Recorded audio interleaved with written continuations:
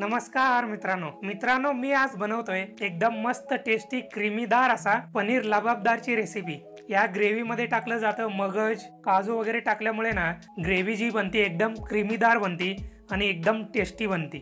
या अशा क्रीमीदार ग्रेव्ही मध्ये ना पनीर जर टाकलात ना तुम्ही तर त्याची चव एकदम दुप्पट होऊन जाते, दुप्पट। बरोबर की नाही? म्हणजे व्हेज वाल्यांची चैनीच म्हणायची मग। आणि मित्रांनो पनीर लबाबदार बनवणं पण एकदम साधं सोपं आहे, झटपट तयार होते आणि तेवढीच टेस्टी पण बनते। चला तर मग बोलण्यामध्ये जास्तीचा वेळ न घालवता फटाफट रेसिपीला स्टार्ट करूया। हो पण त्याच्या आधी चॅनलला सबस्क्राइब करा, लाईक करा आणि कमेंट करायला विसरू नका बरं। चला फटाफट रेसिपीला स्टार्ट करूया। तर मित्रांनो सगळ्यात आधी आपल्याला मसाला भाजून घ्यायचा आहे। त्यासाठी एका कढईमध्ये 2 चमचे तेल टाकून घेतोय। तेल चांगलं तापलं की आता यामध्ये अर्धा चमचा जिरा टाकून घ्यायचा। जिऱ्याबरोबर हे सगळे खडे मसाले मी इथं टाकून घेतोय।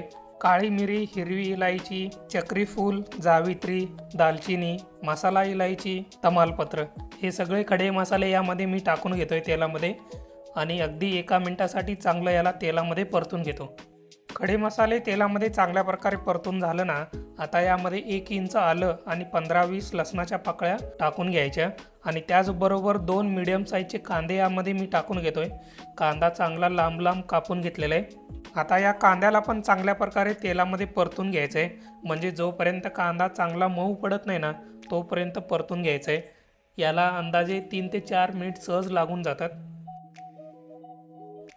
एकदा का कांदा चांगला मऊदार असा परतून झाला ना आता यामध्ये 2 मीडियम साईजचे टोमॅटो टाकून घ्यायचे। टोमॅटो बरोबर अर्धी वाटी मगज टाकून घ्यायचं आहे आणि पाव वाटी काजू टाकून घ्यायचे। मगज आणि काजूला पण टोमॅटो बरोबर चांगल्या प्रकारे परतून घ्यायचं आहे, म्हणजे 1 मिनिटासाठी चांगलं परतून घ्यायचं आहे। काजू आणि मगजमुळे ना ग्रेव्हीमध्ये एकदम मस्त क्रीमीदार असा टेक्स्चर येतो। आता मित्रांनो यामध्ये 2 ते 3 ग्लास पाणी टाकून घ्यायचं आहे आणि चांगल्या प्रकारे मिक्स करून घ्यायचं आहे। चांगलं मऊदार असं शिजवून घ्यायचं आहे। वरती झाकण लावून घ्या आणि गॅस जो आहे ना एकदम मीडियम आचेवरती ठेवून द्या। आता मित्रांनो तुम्ही इथं बघू शकताय 15 ते 20 मिनिट झालेले आहेत। यामधलं जे पाणी आहे ना ऑलमोस्ट आता आटलेलं आहे आणि यामधले जे मसाले कांदा टोमॅटो मगज काजू जे होते ना ते पण चांगले मऊदार असे शिजलेले आहेत। आता मी गॅस बंद करून घेतो आणि हा जो मसाला आहे ना शिजवलेला तो संपूर्णपणे थंड करून घेतो।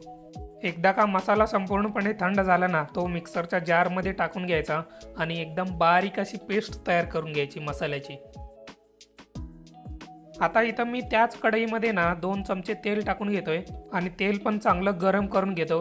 एकदा का तेल गरम झालं ना आता यामध्ये पनीर टाकून घ्यायचे आहेत। मी इथं घेतलेले पाव किलो पनीर आणि त्या पनीरचे चांगले मोठे तुकडे करून घेतलेले आहेत। आता या पनीरवरती थोडीशी हळद, थोडीशी लाल मिरचीची पावडर आणि थोडासा गरम मसाला टाकून घ्यायचा आणि पनीरवरती हा जो मसाला आहे ना चांगला लावून घ्यायचा आहे आणि तेलामध्ये चांगलं परतून घ्यायचं या पनीरला। अशा पद्धतीने पनीर तेलामध्ये चांगलं परतून घेतल्यामुळे ना पनीरच्या वरती एक थोडासा क्रिस्पीनेस येतो आणि त्याचबरोबर जे मसाल्यांचा फ्लेवर असतो ना तो पनीरमध्ये चांगला उतरतो। पनीरला 2 ते 3 मिनिटासाठी तेलामध्ये मसाल्याबरोबर चांगलं परतून झालं ना ते एका प्लेटमध्ये काढून घ्यायचे। आता त्याच कढईमध्ये 5 ते 6 चमचे तेल टाकून घेतो आणि तेल चांगलं कडकडीत असं गरम करून घेतो। एकदा का तेल चांगलं कडकडीत असं गरम झालं ना आता यामध्ये अर्धा चमचा जिरा टाकून घ्यायचा आणि त्याचबरोबर 1 वाटी बारीक कापलेला कांदा टाकून घ्यायचा आणि कांदा तेलामध्ये चांगल्या प्रकारे आपल्याला परतून घ्यायचा आहे, म्हणजे कांद्याला सोनेरी असा कलर यायला चालू झाला पाहिजे तोपर्यंत परतून घ्यायचं आहे। आता मित्रांनो तुम्ही इथं बघू शकता 3 ते 4 मिनिट झालेले आहेत। कांद्याला चांगला असा सोनेरी कलर यायला चालू झालेला आहे। आता मित्रांनो यामध्ये 1 चमचा आलं लसणाची पेस्ट टाकून घ्यायची आणि अगदी 1 मिनिटासाठी चांगलं परतून घ्यायचं याला पण। आता यामध्ये 1 चमचा लाल मिरचीची पावडर, 1 चमचा धना पावडर, अर्धा चमचा हळद पावडर आणि 1 चमचा गरम मसाला। या पावडर मसाल्यांबरोबर अर्धी वाटी पाणी पण यामध्ये टाकून घ्यायचं आहे। पाणी टाकून घेतल्यामुळे पावडर मसाले जेव्हा आपण तेलामध्ये परतून घेतो ना तेव्हा ते जळणार नाहीत। टाकलेले मसाले तेलामध्ये अगदी 1 मिनिटासाठी चांगलं परतून घ्यायचं आहे। मसाले चांगल्या प्रकारे परतून झालं ना, आता यामध्ये आपला मसाला टाकून घ्यायचा, मगाशी जो आपण मिक्सरला लावून बारीक केला होता। आणि मसाला टाकून घेत असताना अशा पद्धतीने चाळणीने चाळून घ्यायचा, त्यामुळे मसाल्यामधला जो चोथा असतो ना तो बाहेर निघतो आणि जी ग्रेव्ही बनते एकदम क्रीमीदार बनते आणि मऊदार अशी बनते। तर मित्रांनो, तुम्ही इथं बघू शकताय मसाला चाळून घेतल्यामुळे चाळणीमध्ये चोथा निघाला बघा। अशा पद्धतीने हा चोथा आपल्याला काढून घ्यायचा आहे। आता मसाल्याबरोबर ही जी ग्रेव्ही आहे ना चांगल्या प्रकारे मिक्स करून घ्यायची आणि एक 5 मिनिटासाठी चांगलं याला शिजवून घ्यायचं आहे। एकदा का ग्रेव्हीला चांगल्या प्रकारे 5 मिनिटासाठी शिजवून घेतलं ना, आता यामध्ये चवीपुरतं मीठ टाकून घ्यायचं आहे आणि त्याचबरोबर 1 वाटी ढोबळी मिरची टाकून घ्यायची यामध्ये। आता मित्रांनो, यामध्ये मी थोडंसं पनीर पण किसणीनं किसून घेतो। अशा पद्धतीने पनीर किसून टाकल्यामुळे ना ग्रेव्हीला एकदम छान असा टेस्ट पण येतो आणि त्याचबरोबर टेक्स्चर पण एकदम मस्त येतो।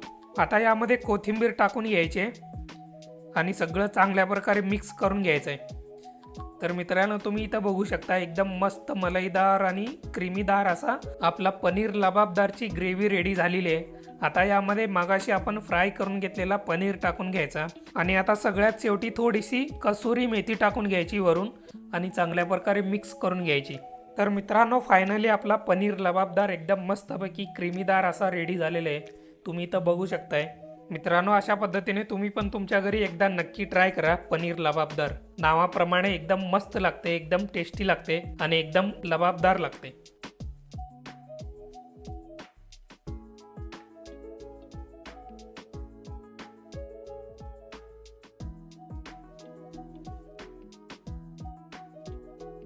मग काय मित्रांनो, कसा झालाय लबाबदार पनीर? एकदम मस्त झालाय नाही? चवीला एकदम अप्रतिम झालेलं आहे आणि जी ग्रेव्ही बनली ना ती एकदम क्रीमीदार अशी बनलेली आहे, त्यामुळे ग्रेव्ही मध्ये एकदम मस्त असा रिचनेस आलेला आहे। चवीचं तर काय विचारू नका, एकदम भन्नाट। मग काय, तुम्ही पण तुमच्या घरी एकदा नक्की करताय ना? नक्की करा। चला तर मग जाता जाता रेसिपी आवडली असेल तर लाईक करा, कमेंट करा आणि सगळ्यात महत्त्वाचं मित्रांनो, चॅनलला सबस्क्राईब करायला विसरू नका आणि ज्या रेसिपीज तुम्हाला आवडतात आमच्या चॅनलवरच्या त्या इतरांच्या बरोबर शेअर करायला पण विसरू नका। भेटूया आता पुढच्या व्हिडिओमध्ये अशाच एका नव्या आणि चमचमीत रेसिपी सोबत।